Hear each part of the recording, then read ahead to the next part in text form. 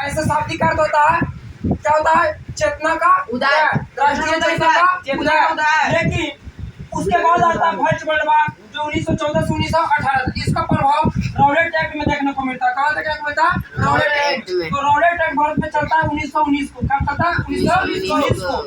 और ये कानून जो था वो कहता था कि बिना दलील, बिना वकील और बिना जलील किए हुए किसी भी भारतीयों को अंग्रेजों ने क्या करता था?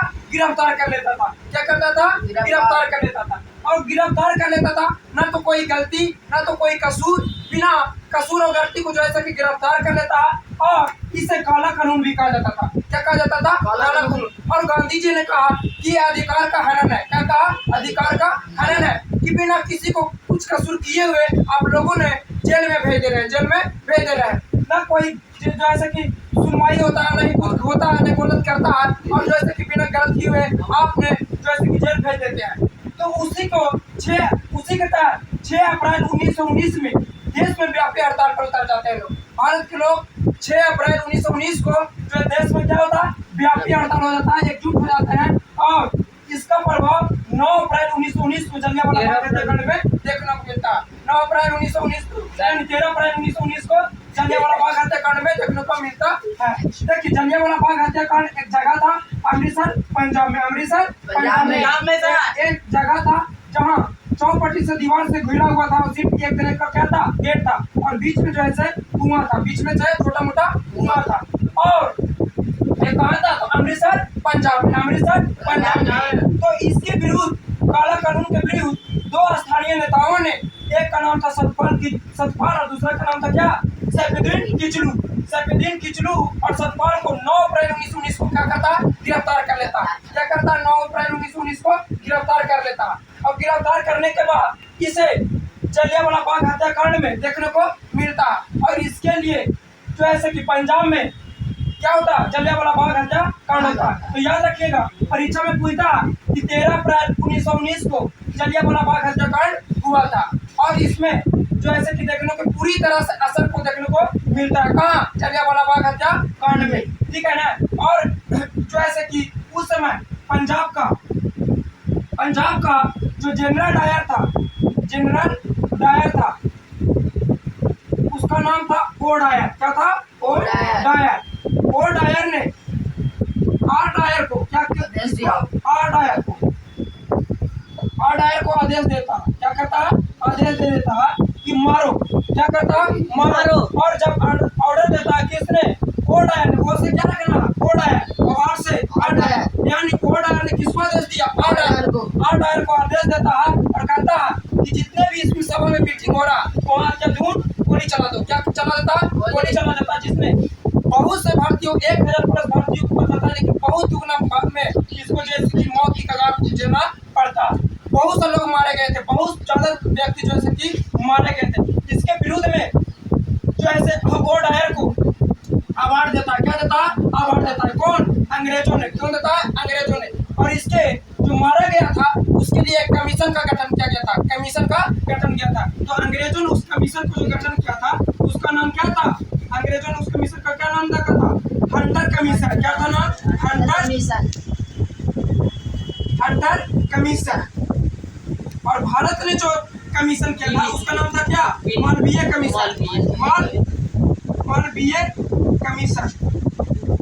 तो हंटर कमीशन ने कहा, जब जांच के लिए बताया गया तो हंटर कमीशन ने कहा कि नहीं, ये जो है भारतीय लोगों को ज्यादा कुछ किया नहीं गया, ये छोटा मोटा काम जैसे किया गया, ज्यादा इससे नुकसान नहीं है। लेकिन यही मालवीय कहते कि नहीं, ये गलत है। क्या है?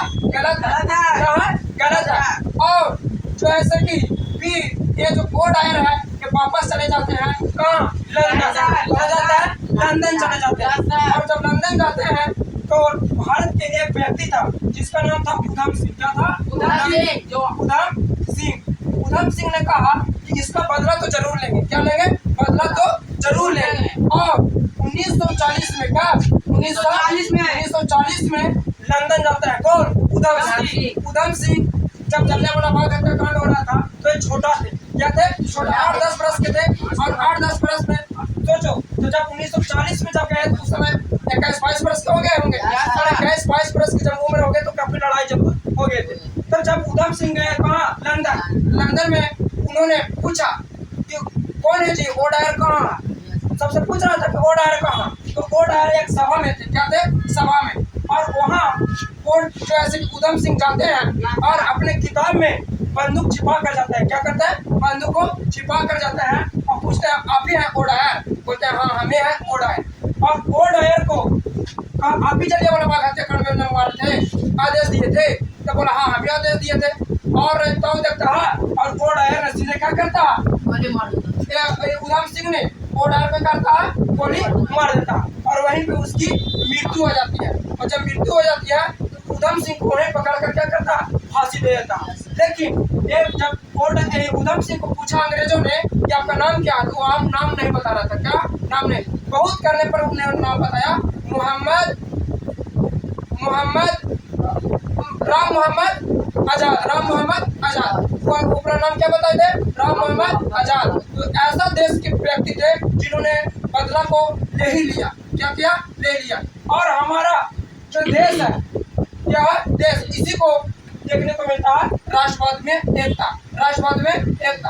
अगर राष्ट्रवाद में एकता तो हम 15 अगस्त और 26 दिन जनवरी को ही देखते हैं। अगर 365 दिन भी अगर एकता रहे तो भारत में और जो ऐसी की क्रांति उस समय आजाद में बहुत ज्यादा जैसे कि मिलाप देखने को मिलता, ठीक है ना। तो याद रखिएगा कि दो स्थानीय नेता था जिसको सतपाल किचलू और सैफुद्दीन किचलू के विरोध में ही जो ऐसे कि भारतीय लोगों ने अमृतसर पंजाब में एक मीटिंग कर रहे थे, क्या कर रहे थे, मीटिंग कर रहे थे।